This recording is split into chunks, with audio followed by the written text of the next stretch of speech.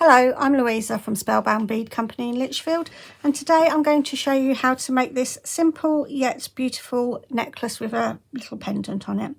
We are going to be using today some cutters, some chain nose pliers, and the beads that you will need are a selection of size 10 seed beads.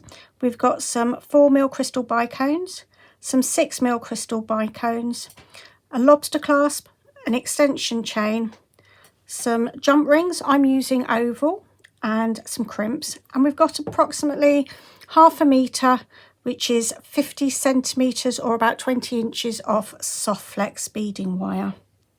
So to make this pendant, as I say, it's very simple but very effective. You're going to make it in one complete go.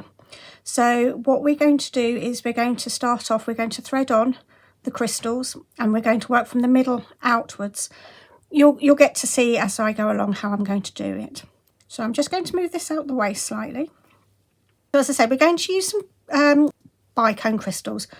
You can use any colour. I've gone for green because it's one of my favourite. So just thread on your crystals. You can use any bead.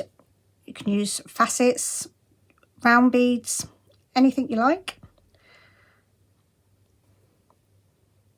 2, 1. There we go. So what I'm going to do is get the two ends of the beading wire and just bring them together so my beads sit in the centre. Then I'm going to get the wire, and we're going to take from right and thread through the bead on the left, so that crosses over, and just bring it together.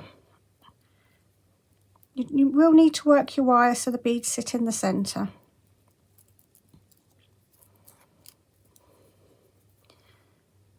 And just keep checking from time to time to make sure that it's all even.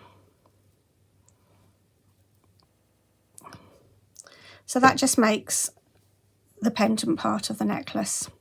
So now what we're going to do, we're just going to thread on the seed beads. As I say, I've used size 10s. You can use any size that you like, 11s, 8s, whatever you prefer. So what I'm going to do is just thread on approximately 20-25 beads to start with. So that's 3, 4, 5, 6.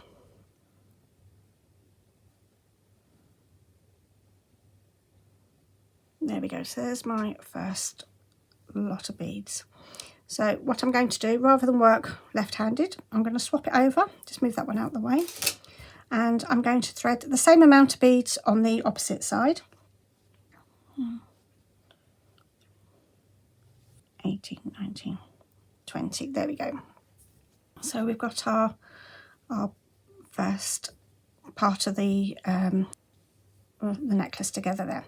So what I'm going to do is just thread on 1 4mm crystal bicone on either side, just to break it up a little bit and to continue the green throughout. Now I'm going to thread on approximately 15 beads. You just want to graduate it a bit. 4.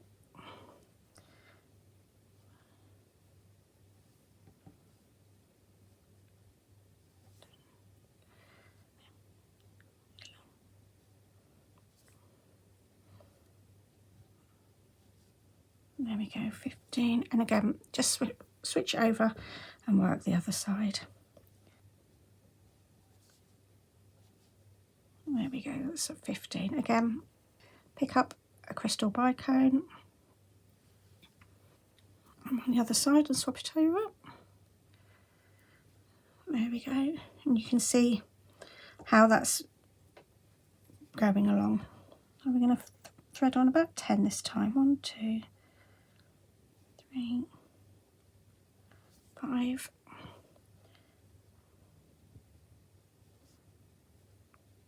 10.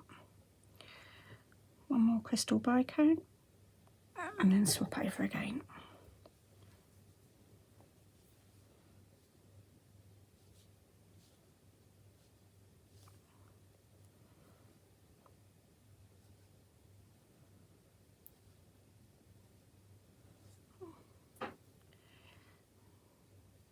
I mean, there's nothing stopping you doing any design you like up the this part of the necklace. As I say, just do whatever you like and you're happy with. So what I'm going to do is I'm going to continue threading on the seed beads up until I get near the top where we're going to attach the clasp. Right, so now we've finished threading on our seed beads for the necklace, we're going to attach the crimps and our findings. So we're going to pick up a crimp, which is a little metal bead that is designed to be squashed, that holds everything in place. So I'm going to get my oval jump ring, just make sure it's closed firmly. As I say, you can use a round one, but I'm going to use an oval one today. So we're going to thread that on.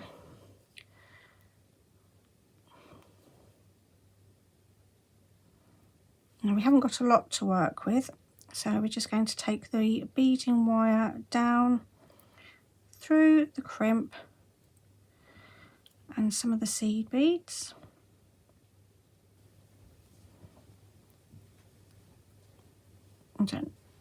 There we go. I don't know if you can see that.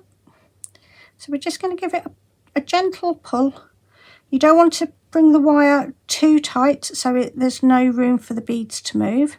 So when you've done that, you just give it a little squeeze.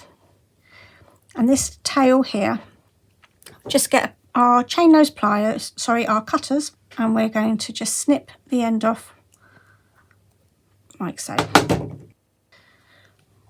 Right, so now we've got our jump ring on, we need to attach our clasp. Now I know we wanted to make sure it was closed to start with, now we're going to have to open it. So just open it in sort of a backward forward motion rather than opening it outwards.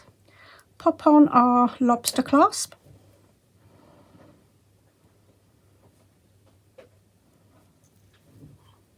And if it falls off like that just did, don't worry about it. And then just bring it back together like so.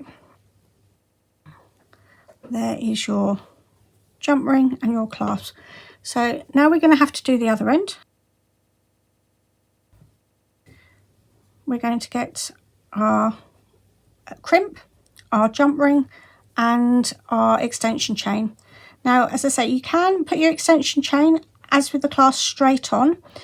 I like to use a jump ring because for whatever reason, if I decide I wanted to change the clasp or I didn't want an extension chain anymore, it's easier to just undo the jump ring and take it off and change it rather than having to do the whole lot again and rethread it. So for me personally, I just like to add a jump ring. I just think it's a nicer touch to it. So we're going to pop on our crimp.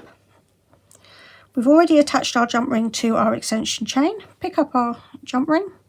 Now we've got a little bit more to work with this side, so it should be easier. Take the beading wire down through the crimp, through a couple of the seed beads. There we go. And then once the tail appears, just give it a gentle pull. And then get your pliers, chain nose pliers, and give it a firm squeeze. Get your cutters or a sharp pair of scissors and snip that off. And there we have a beautiful but simple necklace and pendant all in one. I hope you've enjoyed this video and give it a try. And we look forward to seeing you again on another Spellbound bead video. Take care.